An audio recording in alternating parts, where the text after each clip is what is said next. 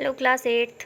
Welcome students. Allen public school Netrana की online classes Elon educare में आप सबका स्वागत है। आज हम आपका एसएसटी में पॉलिटिकल साइंस का फर्स्ट चैप्टर जो था द कॉन्स्टिट्यूशन ऑफ इंडिया यानी भारत का संविधान, उसका नेक्स्ट पार्ट करने जा रहे हैं, जिसमें हम पॉइंट्स से स्टार्ट करें। वो पॉइंट है preamble to the constitution of India, यानी भारत के संविधान की प्रस्तावना। कैसा है संविधान, क्या क्या चीज़ें इसमें जुड़ी हैं। The Constitution begins with a brief declaration of its basic values and ideology। जो संविधान है उसकी शुरुआत इसके एक ब्रीफ डिक्लेरेशन, एक बड़ी घोषणा के साथ शुरू होता है। इट्स बेसिक वैल्यूज, जिसके अंदर इसकी बेसिक वैल्यूज़, बेसिक महत्व और इसकी आइडियोलॉजी यानी इसकी विचारधारा को डिक्लेयर किया गया है। This is called the preamble to the constitution. इसे ही क्या कहा जाता है, संविधान की प्रीएम्बल यानी प्रस्तावना कहा जाता है। And it contains the philosophy on which the entire constitution has been built. और इसके अंदर वो फिलोसफी भी है, वो दर्शन शास्त्र, वो सिद्धांत भी हैं जो सारे इस कॉन्स्टिट्यूशन को बनाने में शामिल किए गए हैं। जैसे the preamble to the constitution of India follows here. जो कॉन्स्टिट्यूशन भारत का है उसकी जो प्रस्तावना है वो यहाँ दी जा रही है। We the people of India, हम भारत के लोग, having solemnly resolved to constitute India to a sovereign socialist secular democratic republic and to secure to all its citizens। इसका मतलब ये कि हम भारत के लोग, हमारे पास क्या है, हमारी जो समाधित औपचारिकता है वो हमारे पास है, भारत के संविधान ने जो हमें दी है। हमारा जो संविधान है, हमारा जो देश है वो प्रभुत्व संपन्न है, समाजवादी है और धर्मनिरपेक्ष है और लोकतांत्रिक है और रिपब्लिक यानी कि गणतंत्र है। And to secure to all its citizens, और ये क्या करता है, इसके सारे नागरिकों को सिक्योर रखता है यानी उन्हें बचा कर रखता है, सुरक्षित रखता है। जैसे सबसे पहले justice, social, economic and political. न्याय जो है वो सामाजिक न्याय, आर्थिक न्याय और राजनीतिक न्याय की बातें इसके अंदर बताई जाती हैं। लिबर्टी होता है आज़ादी, लिबर्टी ऑफ थॉट, सोच की आज़ादी, एक्सप्रेशंस की आज़ादी, बिलीव, फेथ और वर्शिप, किसकी पूजा पाठ करना है, किस में विश्वास रखना है, इस सब की आज़ादी हमारा कॉन्स्टिट्यूशन हमें देता है। इक्वालिटी होती है समानता, equality of status end of opportunity, सारे अवसर, सारी परिस्थितियां हमें एक समान दी जाती हैं। And to promote among them all, और सबको एक साथ प्रमोट किया जाता है। नेक्स्ट है फर्टर्निटी, जो होता है बंधुत्व, assuring the dignity of the individual and the unity and integrity of the nation। इसके अंदर ये श्योर किया जाता है कि हर एक, चाहे वो इंडिविजुअल आदमी हो या पूरी यूनिटी हो, पूरा संगठन हो, सबके स्वाभिमान को क्या किया जाए, सुरक्षित रखा जाए और सब बंधुत्व में एक साथ जुड़कर रहें। And integrity of the nation, और जो देश की अखंडता है वो बनी रहे। ठीक है। नेक्स्ट है जैसे इन और constitute assembly this 26th day of November 1949। हमारी जो संविधान की असेंबली थी उस सभा में 26th डे था उसका, 26वां दिन, 26 नवंबर। ठीक है। और 1949 do hereby adopt, enact and give to ourselves this constitution. इसे क्या किया गया था, अडॉप्ट किया गया था, अपनाया गया था, इसमें कानून बनाए गए थे और फिर हमें हमारा संविधान सौंपा गया था। Now we shall attempt a brief interpretation of what the preamble says. अब हम सब क्या कर सकते हैं, एक ब्रीफ, इसको पूरी अच्छे तरीके से वर्णन कर सकते हैं कि हम क्या अटेम्प्ट किए हमने इसके अंदर इसकी परिभाषा को विस्तारित करने के लिए। वो है we the people of India do hereby adopt, enact and give to ourselves this constitution. हम भारत के लोग, हमें यहाँ दिया गया है, इनेक्ट किया गया है यानी कि अपनाया गया है, इसमें कानून बनाए गए हैं और फिर हमें ये संविधान सौंपा गया है। This implies that the constitution is prepared and accepted in this totality by the people. इसके अंदर ये इम्प्लीमेंट किया गया है कि पूरा जो संविधान है वो प्रिपेयर किया गया और एक्सेप्ट किया गया है टोटली लोगों के द्वारा, यानी इसके अंदर पूरा का पूरा अस्तित्व लोगों से जुड़ा है। And that is draws its authority from the people of India, और इसका जो अधिकार है उसमें सबसे ज़्यादा भारत के लोगों का योगदान रहा है, यानी भारत के लोगों का सबसे ज़्यादा अधिकार है इस पर। इसीलिए कहा जाता है इसे डेमोक्रेटिक कॉन्स्टिट्यूशन, यानी कि डेमोक्रेटिक इंडिया, यानी कि लोकतांत्रिक देश, जनता का, जनता के लिए, जनता के द्वारा शासन। ठीक है। अब है सोवेरेन, जो होता है प्रभुत्व संपन्नता। This means that India is an independent nation. इसका मतलब ये है कि भारत एक आज़ाद देश है। And not subject to any external control in any matter, और किसी भी बाहरी कंट्रोल का मतलब कोई भी मामले में किसी भी बाहरी किसी चीज़ का कोई कंट्रोल नहीं होता, यानी खुद इंडिया अपने काम खुद करता है, किसी और का कोई भी नियंत्रण नहीं है इसके ऊपर कि किसी सब्जेक्ट पे किसी और की चलेगी। हर मामले पे इंडिया खुद अपना इंडिपेंडेंटली डिसीजन करता है। सोशलिस्ट समाजवाद, it implies that the country's society is free from all forms of exploitation. इसके अंदर ये इम्प्लीमेंट किया गया है कि कंट्री की चाहे कोई भी सोसाइटी हो वो हर तरीके के शोषण से बिल्कुल आज़ाद है। And any inequality in income and social status will not be allowed to exist. और किसी भी प्रकार की असमानता, चाहे वो इनकम को लेकर हो, आय को लेकर हो, या फिर सामाजिक स्टेटस को लेकर हो, कोई भी चीज़ इस तरीके की भारत में या इस कॉन्स्टिट्यूशन में अलाउ नहीं की जाएगी। सेक्युलर होता है धर्मनिरपेक्ष। It means that the state shell treat all religions equally. इसका मतलब ये है कि हमारा देश क्या करता है, सारे धर्मों को एक समान ट्रीट करता है। And that the state does not promote और increase any religion of its own. और हमारा जो देश है वो खुद अपनी तरफ से ना तो किसी धर्म को प्रमोट करता है और ना ही उसे प्रोत्साहित करता है। All citizens have the freedom to follow practice and preach their religion. सभी भारत के सभी नागरिकों को अपने खुद का धर्म फॉलो करने का, उनका अभ्यास करने का और उनके उपदेश इधर उधर देने का या उसे फैलाने का पूरा अधिकार यहाँ पे दिया गया है। अब हम देखते हैं नेक्स्ट डेमोक्रेटिक। ठीक है, सेक्युलर के बाद में हमारा जो संविधान है वो क्या है, डेमोक्रेटिक यानी लोकतांत्रिक। India is a democratic country. India एक लोकतांत्रिक देश है। Where the government is chosen by the citizens through elections, जहां सरकार नागरिक चुनते हैं इलेक्शंस के द्वारा। चुनाव होते हैं और वो चुनाव में सिटीजन्स पार्टिसिपेट करते हैं और गवर्नमेंट चुनी जाती है। रिपब्लिक का मतलब है गणतंत्र। In India there is no hereditary ruler. India के अंदर कोई भी आनुवंशिक या पैतृक शासक नहीं होता है। The head of state is an elected entity. इसके अंदर जो देश का हेड होता है वो एक चुना हुआ एक मेंबर होता है जिसे कि जनता चुनती है। Who holds the post for a fixed term. Who holds the post for a fixed term, जो अपनी पोस्ट को पकड़े रखता है एक फिक्स्ड टर्म तक, यानी उसकी शासन का समय निश्चित होता है 5 साल 10 साल जो भी है। He is called the president, उसे प्रेजिडेंट कहा जाता है। जस्टिस होता है न्याय। Every citizen is equal before the law, हर एक नागरिक को कानून के तहत समानता दी गई है। The law does not discriminate on the basis of caste, creed, gender, religion etcetera. और इस कानून के तहत लोगों में किसी भी तरीके का भेदभाव या पक्षपात नहीं किया जाएगा उनकी जाति, उनके लिंग या उनके धर्म के आधार पर। Liberty and equality. लिबर्टी होती है आज़ादी और इक्वालिटी होती है समानता। People have the freedom to express their views and citizens have equal opportunity to progress economically.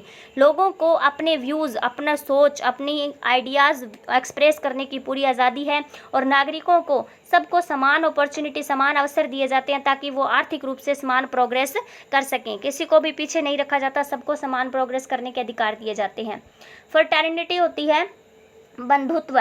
It means a sense of brotherhood among Indians. इसका मतलब ये है कि भारत के सभी लोगों में आपस में क्या है, भाईचारा है। It gives unity and strength to the nation. ये क्या देती है, देश को संगठन और शक्ति प्रदान करता है। जैसे संगठन में शक्ति होती है बिल्कुल वैसे इंडिया के सब लोगों के अंदर क्या पाई जाती है, बंधुत्व पाया जाता है, यानी भाईचारा पाया जाता है। Salient features of our constitution. हमारे संविधान के कुछ मुख्य लक्षण या मुख्य तत्व कौन कौन से हैं जो इसके अंदर अपनी भूमिका निभाते हैं। First one is federalism. Federalism होता है संघवाद। This arrangement implies the existence of more than one level of government in the country. ये क्या करता है, अरेंजमेंट करता है कि हमारे देश की गवर्नमेंट के अंदर एक से ज़्यादा लेवल को अगर स्थापित करना हो तो उसका अरेंजमेंट इसी के तहत किया जाता है। One at the centre and the other at the state. पहला जो लेवल होता है वो सेंटर लेवल पे होता है यानी केंद्र लेवल पे केंद्रीय सरकार होती है और दूसरी राज्य सरकार यानी स्टेट लेवल पे होता है। The central government takes decisions and makes laws on subjects concerning the entire nation। जो सेंट्रल गवर्नमेंट होती है वो सारे के सारे डिसीजन लेती है, कानून बनाती है हर एक सब्जेक्ट पे और पूरे देश के लिए जो जो सब्जेक्ट इंपॉर्टेंट होते हैं उनका हर चीज़ का डिसीजन सेंट्रल गवर्नमेंट लेती है। जैसे कि फॉरेन रिलेशनशिप, जैसे कि विदेश के साथ रिलेशनशिप के बारे में, डिफेंस मैटर, सुरक्षा संबंधी मामलों में, करेंसी के मामले में, कम्युनिकेशन के मामले में, रेलवेज के मामले में। The state government deal with the needs and problems of the respective states. जो स्टेट गवर्नमेंट होती है वो ज़रूरतें और प्रॉब्लम्स उनकी सोल्व करती है जिस स्टेट की वो गवर्नमेंट होती है। For instance agriculture, law and order etcetera come under state jurisdiction. ठीक है, तो जैसे कि एग्जांपल के लिए है एग्रीकल्चर, कृषि है, वहाँ का कानून है, उस कानून को किस तरीके से स्थापित करना है, ये सारे राज्य सरकार के अधिकार क्षेत्र में आते हैं। This means there exist a clear separation of power between the central and state governments. इसका मतलब ये है कि हमारे संविधान के अंदर एक क्लियर सेपरेशन है, यानी बंटवारा किया गया है पावर्स का, जो एक तो सेंट्रल गवर्नमेंट और एक स्टेट गवर्नमेंट के बीच में ये बंटवारा किया गया है। और कॉन्स्टिट्यूशन कंटेन्स 3 लिस्ट्स और सब्जेक्ट्स। हमारे जो संविधान है उसके अंदर 3 लिस्ट्स को, सब्जेक्ट्स की 3 लिस्ट्स को शामिल किया गया है, जिसमें वो लिस्ट्स हैं union list on which the central government makes laws, जिसके ऊपर सेंट्रल गवर्नमेंट कानून बनाती है। The state list on which the state governments make laws, state list जो है उसके ऊपर स्टेट गवर्नमेंट कानून बनाती है। And the concurrent list on which both the union central and state government share the power to make laws. और जो concurrent list होती है उसके अंदर दोनों सेंट्रल और स्टेट गवर्नमेंट दोनों अपनी पावर्स को शेयर करके फिर कानून बनाते हैं। देखते हैं next point. The states in the union of India derive their power from the constitution.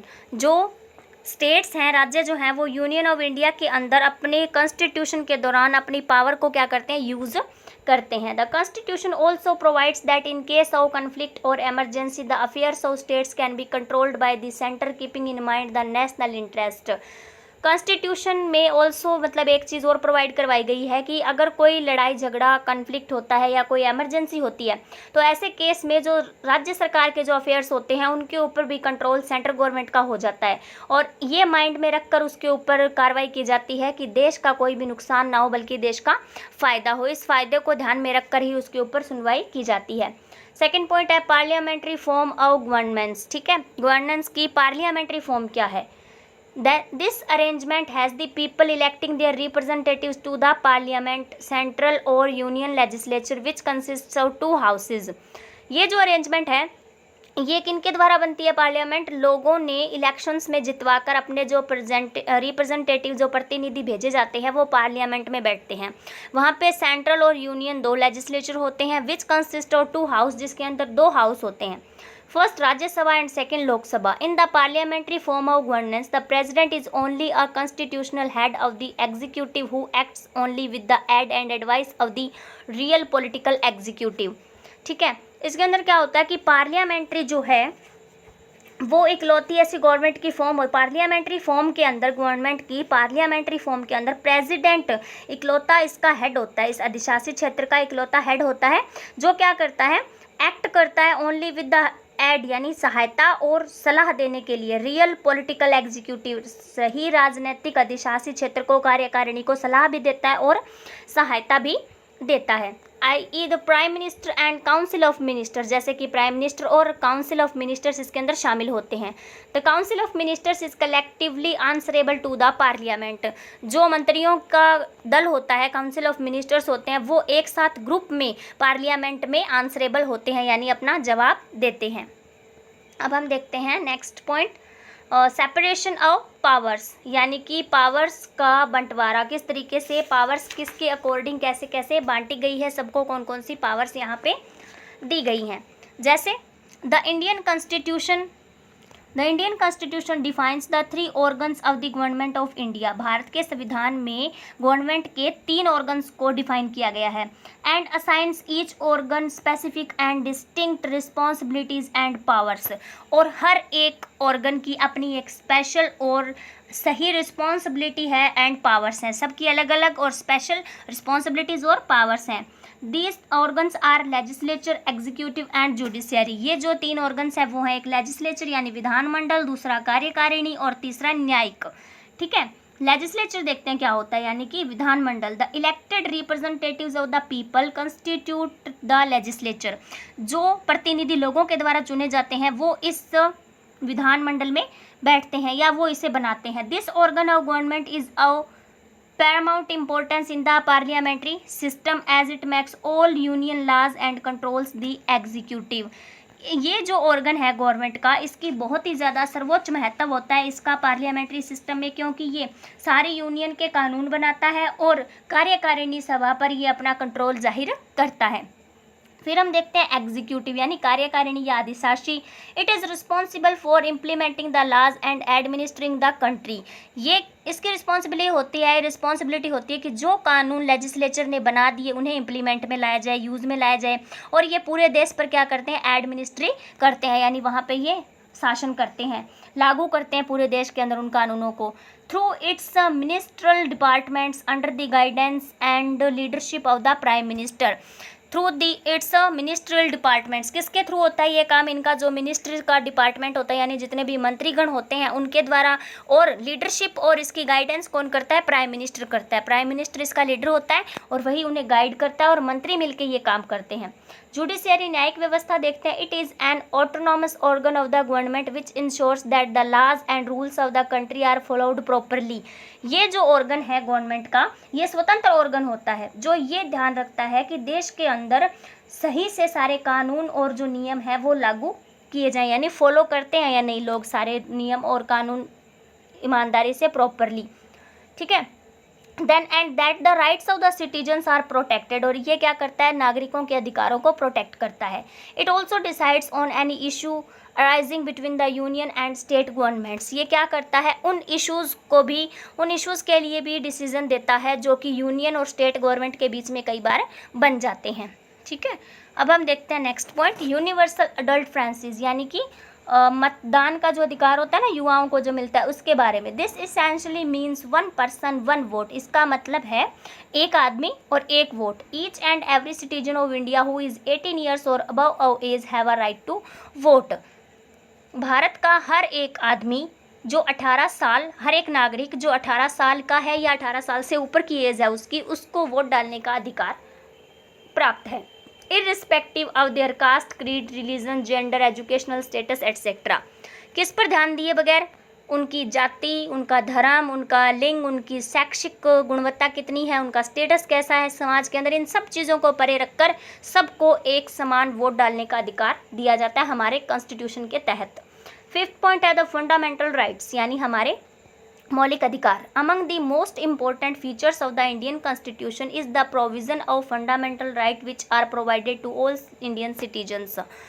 सारी इम्पोर्टेंट फीचर्स के साथ में इंडियन भारतीय संविधान के अंदर कुछ फंडामेंटल राइट्स यानी मौलिक अधिकारों का भी उपलब्ध करवाए गए हैं, शामिल किए गए हैं, जो कि सारे भारतीय नागरिकों के लिए प्रोवाइड करवाए जाते हैं, irrespective of the caste, creed, gender etcetera. इसमें भी ये राइट्स अधिकार देते समय भी इस बात का ध्यान नहीं रखा जाता कि उसकी जाति क्या है, उसका लिंग क्या है, वो कहाँ से बिलोंग करता है। 6 fundamental rights have been guaranteed to the citizens. 6 fundamental rights हैं यानी 6 मौलिक अधिकार हैं जो कि नागरिकों को गारंटीड दिए जाते हैं। However these rights have certain legitimate restrictions which do not render them absolute. ठीक है, ये जो फंडामेंटल राइट्स होते हैं ये कानूनी रूप से या फिर किसी चीज़ पर रोक लगाए बिना इन्हें क्या किया जाता है, प्रस्तुत किया जाता है पूर्ण रूप से, ये पूरी तरीके से लोगों को प्राप्त करवाए जाते हैं।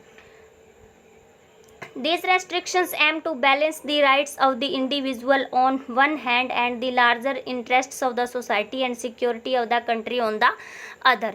इसे मतलब इस पर रोक इसलिए लगाई जाती है ताकि जो क्या रहे, जो अधिकारों का बैलेंस है वो इंडिविजुअल हाथ में रहे, सिर्फ एक आदमी के हाथ में रहे, ना कि larger interests of the society, समाज के इंटरेस्ट के लिए इसे बढ़ाया ना जाए, और सिक्योरिटी, देश की सिक्योरिटी और बाकी चीज़ों का भी अच्छे से ध्यान रखा जाए। इसके तहत ये अधिकार लोगों को दिए जाते हैं।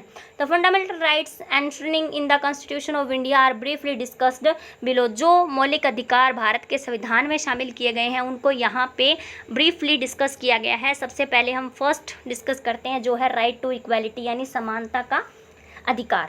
फर्स्ट पॉइंट है इसके अंदर इक्वालिटी बिफोर लॉ, कानून के तहत समानता मिली है वो है, it means all persons are equal before law, कि सारे के सारे लोग कानून की नज़र में एक समान है। No discrimination on the basis of religion, race, caste और सेक्स, धर्म, जाति और लिंग के आधार पर किसी तरीके का कोई भेदभाव किसी के साथ ना किया जाए। All citizens have access to all public places, सभी लोगों को सभी पब्लिक प्लेसेस पे जाने का अधिकार है। All citizens have equal access to employment, सभी नागरिकों को अपनी मर्जी से समान रूप से नौकरी करने का अधिकार प्राप्त है।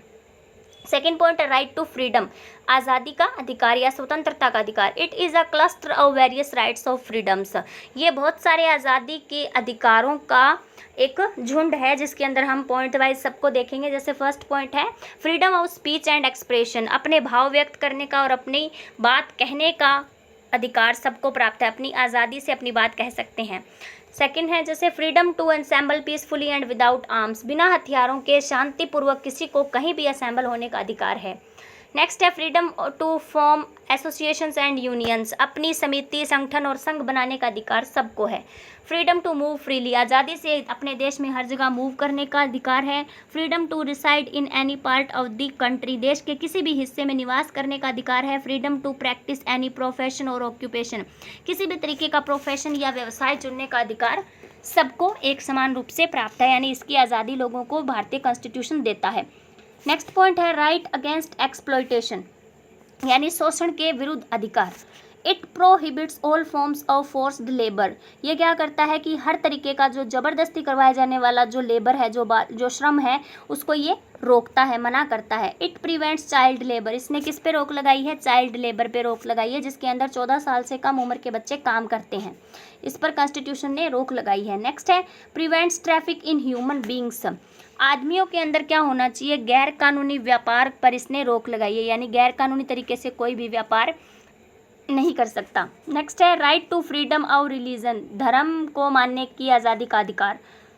People have a right to follow practice and preach any religion of their choice, लोगों को ये अधिकार प्राप्त है कि वो अपनी मर्जी से अपना धर्म चुन सकते हैं, उसे फॉलो कर सकते हैं, उसका अभ्यास कर सकते हैं और उसका लोगों के सामने उसका प्रचार प्रसार भी कर सकते हैं।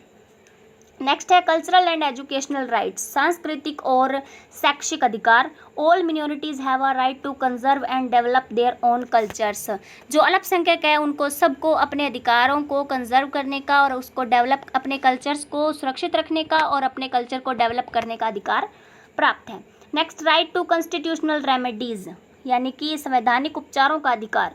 Under this right citizen have the right to go to court, इस अधिकार के तहत नागरिकों को अधिकार होता है कि वो कोर्ट में जा सकते हैं if they feel that any of their fundamental rights has been violated by the state, अगर उन्हें ये महसूस होता है कि उनके फंडामेंटल अधिकारों में से, यानी कि मौलिक अधिकारों में से, फंडामेंटल राइट्स में से किसी भी अधिकार को क्या किया जा रहा है? दूषित किया जा रहा है या उसे ख़राब किया जा रहा है, उसे माना नहीं जा रहा, अवहेलना हो रही है उसकी, तो वो स्टेट के अंदर इस बात की कंप्लेन कोर्ट में कर सकता है। नेक्स्ट है फंडामेंटल ड्यूटीज़, यानी मौलिक कर्तव्य। Rights and duties are interrelated और दे मस्ट गो टुगेदर, अधिकार और कर्तव्य एक दूसरे से परस्पर जुड़े होते हैं और एक साथ ही काम करते हैं। For the progress of the nation, देश के विकास के लिए, प्रोग्रेस के लिए is very important for citizens to perform certain duties, ये लोगों के लिए, नागरिकों के लिए ये बहुत महत्वपूर्ण है कि वो अपनी कर्तव्यों को पूरी तरीके से निभाएं। और constitution has listed the following fundamental duties of citizens, हमारे संविधान में ये नागरिकों के लिए कुछ फंडामेंटल ड्यूटीज़ को लिस्टअप किया गया है, वो इस प्रकार हैं। A to abide by the constitution and respect its ideals and institutions, the national anthem, क्या करना चाहिए? संविधान की जो आदर्श हैं, जो आदर्श हैं, जो संस्थाएं हैं, जो इंस्टीट्यूशंस हैं, उनकी क्या करनी चाहिए? रिस्पेक्ट करनी चाहिए, जैसे कि नेशनल एंथम। बी है to cherish and follow the noble ideals which inspired our national struggle for freedom, क्या करना चाहिए? जो महान आदर्श हैं हमारे, उन्हें संजो कर रखना चाहिए, बचा कर रखना चाहिए, उन्हें फॉलो करना चाहिए और उनका, जिन्होंने हमें इंस्पायर किया था, उनको उस नेशनल स्ट्रगल, फ्रीडम के लिए नेशनल स्ट्रगल करने को जिसने हमें इंस्पायर किया था, उनकी हमेशा हमें क्या करनी चाहिए? रिस्पेक्ट करनी चाहिए। नेक्स्ट है जैसे third, to uphold and protect the sovereignty, unity and integrity of India, क्या करना चाहिए? समर्थन करना चाहिए और उसे संभाल कर रखना चाहिए, प्रोटेक्ट करना चाहिए भारत की प्रभुत्व संपन्नता को, उसकी यूनिटी को, उसके संगठन को और उसकी अखंडता को, हमेशा उसका सम्मान करें, उसे बचा कर रखें। नेक्स्ट है to defend the country and render national services which when called upon to do so, इसमें करना चाहिए कि रक्षा करनी चाहिए देश की और उसकी जो नेशनल सर्विसेज हैं उसे प्रस्तुत करना चाहिए, service when called upon to do so, अगर देश हमें अपनी सेवा के लिए बुलाता है तो उसकी सेवा के लिए जाना चाहिए। नेक्स्ट है टू प्रमोट हार्मोनी, लोगों के अंदर तालमेल प्रमोट करना चाहिए। To value and preserve the rich heritage of our composite composite culture, हमारे मिश्रित कल्चर को बचाना चाहिए, उसकी जो धरोहर है उसे संभाल कर रखना चाहिए, उसे बचाना चाहिए, उसकी वैल्यू समझनी चाहिए। To protect and improve the natural environment, प्राकृतिक जो एनवायरनमेंट है हमारा उसे प्रोटेक्ट करना चाहिए, बचाना चाहिए और सुधारना चाहिए। To develop scientific temper, humanism and spirit of inquiry and reform, जो साइंटिफिक टेम्पर है यानी कि वैज्ञानिक जो प्रकृति है उसे डेवलप करना चाहिए, ह्यूमनिज्म को डेवलप करना चाहिए, और जो इंक्वायरी और रिफॉर्म यानी दोबारा किसी चीज़ को फॉर्म करने की जो कला है उसे क्या करना चाहिए, स्पिरिट को डेवलप करना चाहिए। नेक्स्ट है to safeguard public property, public property को सुरक्षित रखना चाहिए, उसे नुकसान नहीं पहुंचाना चाहिए। To strive towards excellence in all spheres of individuals and collective activity, इसमें क्या करना चाहिए, संघर्ष करना चाहिए एक्सीलेंस के खिलाफ, यानी चाहे वो इंडिविजुअल के लिए हो या फिर कलेक्टिव रूप से अगर कोई एक्टिविटी की जाती है किसी क्षेत्र विशेष को लेकर तो उसकी एक्सीलेंस के सामने संघर्ष करना चाहिए यानी उसके साथ लड़ना चाहिए। देन 7th है directive principles of the state policy, यानी कि देश की जो पॉलिसीज़ हैं उनके दिशा सूचक नियम कौन कौन से हैं, वो हैं These are certain guidelines laid down in the Indian Constitution which give the government a road map to work and adhere to the spirit of these principles। क्या होता है कि कुछ निश्चित गाइडलाइंस दी जाती हैं, इंडियन कॉन्स्टिट्यूशन के अंदर भी दी गई हैं, ताकि गवर्नमेंट को काम करने के लिए एक रोड मैप मिल जाता है, ठीक है, और फिर वो क्या करते हैं, उसका पालन करते हैं, सारे नियमों का जितने नियम उसमें होते हैं उनका पालन करते हैं। As the Constitution aims to achieve the ideal of a democratic welfare state, constitution का लक्ष्य जो होता है वो होता है कि डेमोक्रेटिक वेलफेयर स्टेट के आइडियल बनना, उसके आदर्श बनना। These principles are expected to be kept in mind by the government, ये जो नियम होते हैं गवर्नमेंट से एक्सपेक्ट किया जाता है कि वो इन्हें हमेशा अपने माइंड में रखेंगे। Article 38 of the Indian constitution states that, जो इंडियन कॉन्स्टिट्यूशन का आर्टिकल नंबर 38 है उसमें कहा जाता है कि the state shall strive to promote the welfare of the people, कि जो देश है वो क्या करेगा, अपने लोगों के वेलफेयर के लिए, अच्छे के लिए संघर्ष करने को हमेशा प्रमोट करेगा, यानी देश के अच्छे के लिए, लोगों के अच्छे के लिए हमेशा आगे बढ़ेगा। The directive principles lay down that the state shall direct its policy in such a way that equal opportunity is given to all man and women in acquiring adequate means of livelihood and the economic system should not result in concentration of wealth in a few hands। ये जो directive principle होते हैं, दिशा सूचक principles होते हैं, ये क्या करते हैं, देश के अंदर पॉलिसीज़ को डायरेक्ट करते हैं जिसमें इक्वल अपॉर्चुनिटी के अवसर प्रदान किए जाते हैं, चाहे वो मैन हो या वुमेन हो, उसको पर्याप्त मात्रा में उसकी जिसकी उसको एक्वायरमेंट है, ज़रूरत है लाइवलीहुड के लिए, जीवन जीने के लिए, उन सब चीज़ों को उन्हें पर्याप्त मात्रा में अवेलेबल करवाया जाता है। And the economic system should not result in concentration of wealth in a few hands, और इकोनॉमिक जो सिस्टम है, आर्थिक जो सिस्टम है, उसका रिजल्ट ये नहीं होना चाहिए कि कुछ हाथों में उस संपत्ति का कंसंट्रेशन चला जाए। It is the government's moral duty to follow these principles while formulating policies but these are not legally binding on the government. ये गवर्नमेंट की मोरल ड्यूटी होनी चाहिए कि जितने भी प्रिंसिपल्स कानून्स बनाए जाएं, जब पॉलिसीज़ को फॉर्मुलेट किया जाए तो उनको वो फॉलो करें, but these are not legally binding on the government, लेकिन कानूनी रूप से ये गवर्नमेंट के लिए बाधित नहीं होते हैं, ठीक है। तो ये आपका चैप्टर है, इसमें आई होप आपको अच्छे से आपका जो कॉन्स्टिट्यूशन है वो समझ में आ गया होगा। Thanks and have a nice day students.